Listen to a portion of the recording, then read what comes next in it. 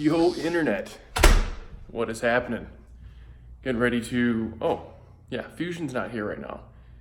Brought it to Diamond Bar for a wrap, actually. So before I show you all that adventure, here's some raw clips from the first time I took the Fusion out to the track, since so many of you wanted more, and I really kind of dropped the ball on getting a GoPro or any in-car footage or out of the car footage. So here's a little ditty to feed your appetite. I promise I'll get better at that as it goes on.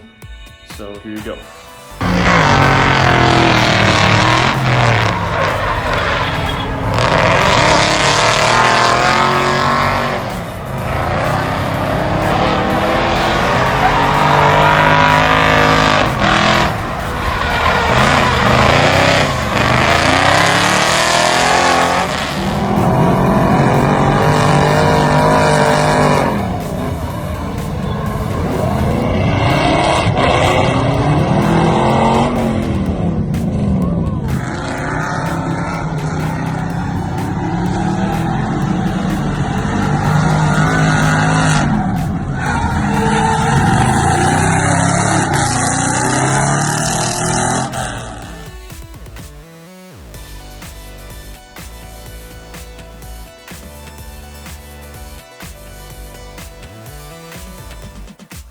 Alright, internet, it is Saturday. Today's the day. But before I get this car all loaded up, I'm gonna get in there one last time and do a little bolt check just to get more peace of mind. If you noticed, stickers are gone.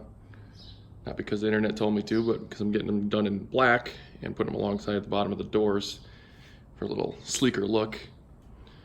So, here we go.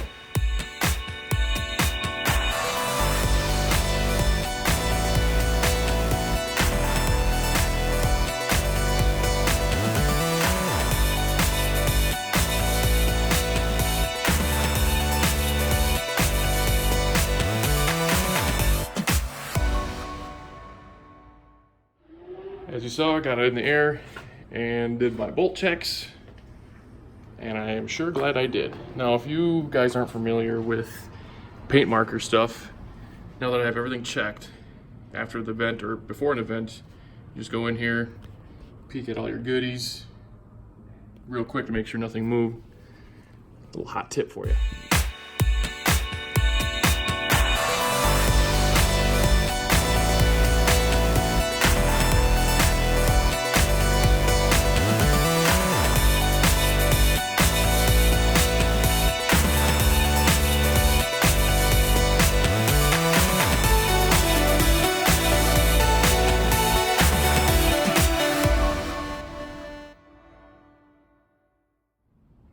Alright, internet, it is the day after the event.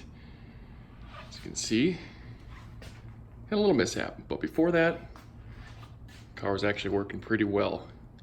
We'll get to this ratchet strap situation in a bit, but what I want to show you, see that rubbing is when the follow wheel at full lock. So it was like almost like foot braking on me at full lock, which made the car get upset without me hitting the brake. It was really weird, and the only way I confirmed that was when I foot braked myself for the first time. I was like, oh, okay, so I know the wheel was being stopped.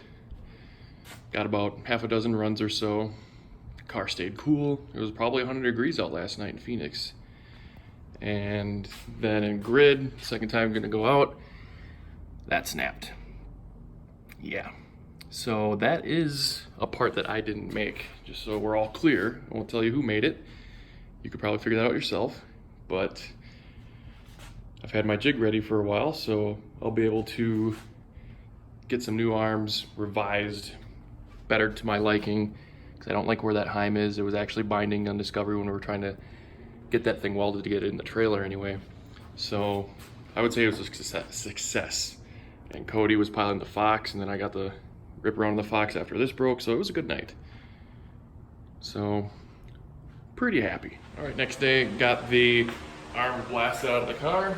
Obviously that one's broke, so I'm not really gonna put that on the jig because who knows where it actually ended up, but I'll get a good idea from the one that didn't break as to where it landed up in my jig, because this set of arms was made without a jig and just kind of shot from the hip. But it's about where I thought it would be.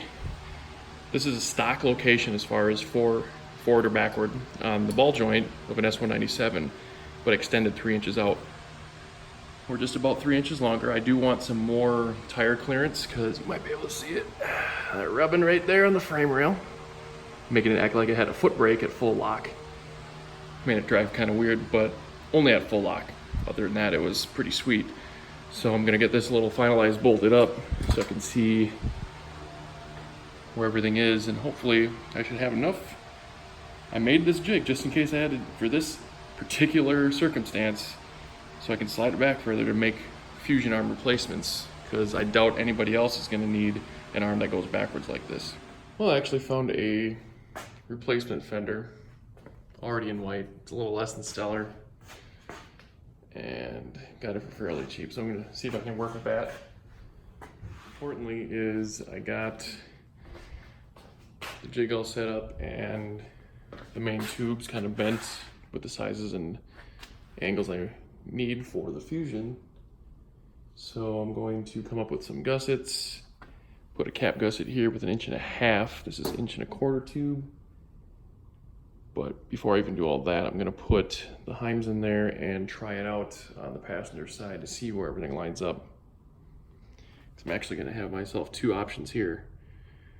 I want to see if I can get away from the rubbing and if the wheel sits in the wheel well, or the arch anyway, just like it did before, or not. So after a little juicy fruiting around, I think I'm gonna add some steering stops here. The wheel is further forward than the last arms and a little more pushed out. So even with the fender braced, it's gonna stick out again. And I'm probably gonna have to brace this bumper corner out so it'll clear, because this is a little too close for comfort. I don't even think it's full lock, but that's what we got going on so far. I think I'm gonna like the caster with it in the forward position. Right now you can't tell because it's turned all the way, but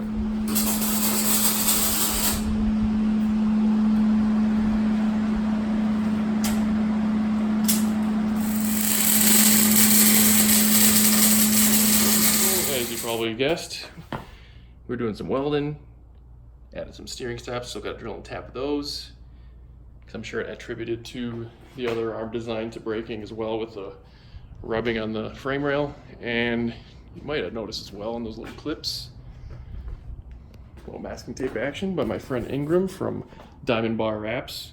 He's working on a little livery, so stay tuned. All right, it's party time. I'm gonna get these wheels, these control arms on, and then I can decide where I want to put my bump steer bolt and nut. So after battling a little bit, I got both sides together once again. Now you'll notice the wheel's a little farther forward, so I'm gonna get a little more self-steer out of it because I'm gonna have more caster. Downside is I have to brace this fender out even more, making more gaps here, maybe brace out the bumper some more, but that's the nature of the beast. Since the subframe is farther forward than maybe I should have started, but it'll drive better, and I have so much more clearance on the following wheel, which you'll never see right now unless I take a video of it later, but you saw where it was rubbing here, and like before even at droop, that wheel was like maybe a 1/2 inch away from hitting. Now the wheel is probably farther up to here and about 1.5 inches away, so super confident that will be good there. And that is with the rack stopping on its own limiters. So I got the, with the 2015 up Mustang racks, there's plastic limiters. I have the small one, I'll show you. So depending on what wheel size or width you have when you buy a new Mustang, depends on what tie rod you order. So that's a spacer that goes in between the inner tie rod and the rack. What's in there now are orange ones that are actually wider. So I'm limiting my rack travel, but still getting a lot of good angle out of it, and it's stopping like factory would, so I'm not gonna be binding up anymore. So I'm really super pumped about it. So our bump steer did change. We've already had to dial it in a little bit. That's the toe movement in. The back is going out, so that's a positive number. And about 1 inch of travel so far. Had to add 2 washers to the bottom of the steering arm and the knuckle there, which is an improvement of where it started at. It was getting over a 1/4 inch toe originally, before Alex and I had this dialed in, and now I'm getting it back dialed into acceptable.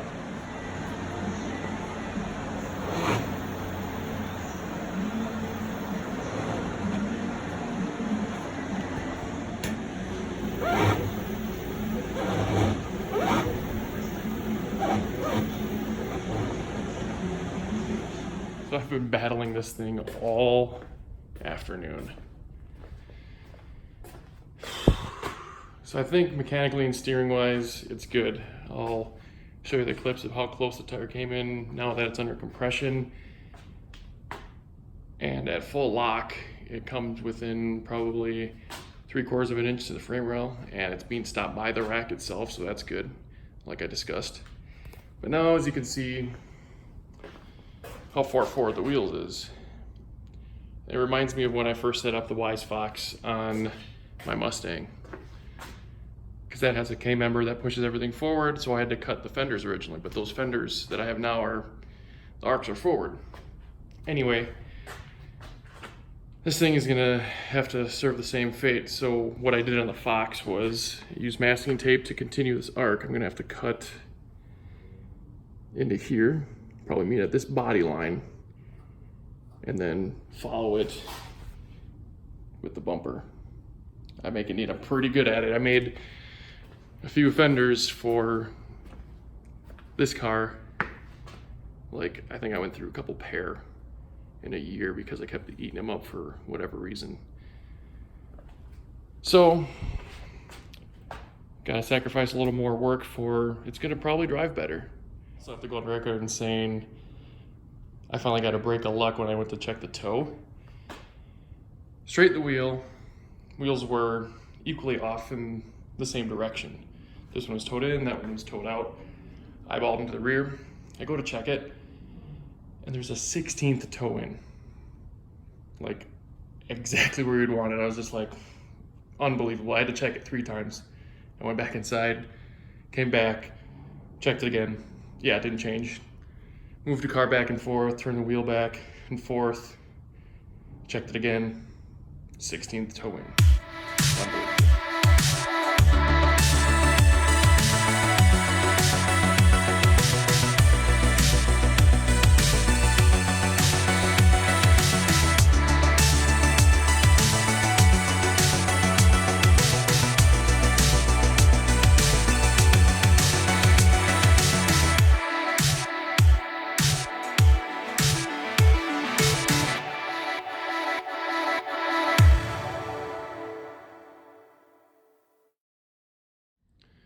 So it seemed to drive okay.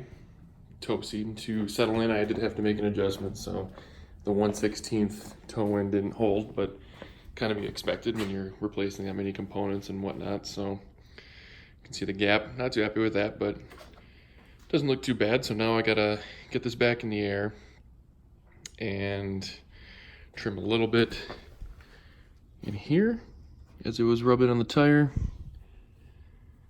And then I gotta put those spare wheels and tires so that I can fit my trailer. And while I'm doing all that, my lovely assistant Rebecca is gonna get rid of these logos, because then later on today, it's going on its way to Diamond Bar Wraps to get its livery. You're recording again? All right.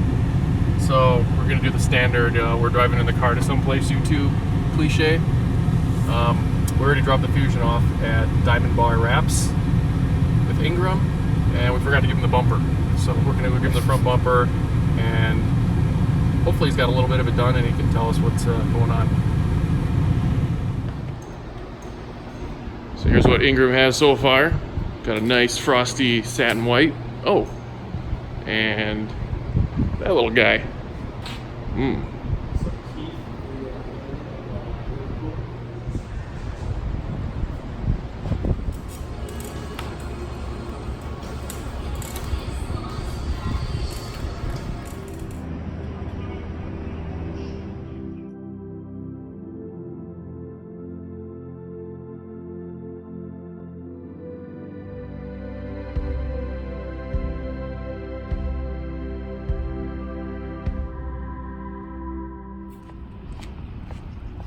at that majestic walk. And it is sparkling cranberry raspberry. I didn't know you were rolling. Gotta be quicker than that. Yeah, so surprise, surprise, here we are at the Honnigan Burnyard with the Fusion and its new wrap. So we're gonna tell these guys a little bit about the car and then hopefully do some cookers.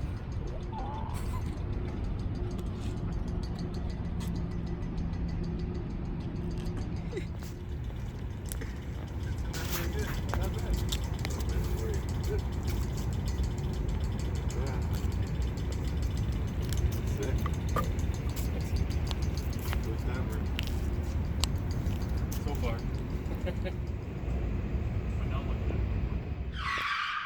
So as you can see, and I'll give you guys a link to the Honnigan daily transmission video. Things got a little wild, but nothing. Some tail lights, a little bottle jack, and some action can't fix. So it's like that. It's almost like it never happened. Not too bad. That big dog there, a little bottle jack. These things are cheese. All right, Internet, that should wrap up this episode. Already got the car loaded again, because tomorrow, going to Honda Muscleman Circuit in Tucson, and we'll do an episode on that, because we should be getting some pretty cool footage from that as well. So stick around. Thanks for watching.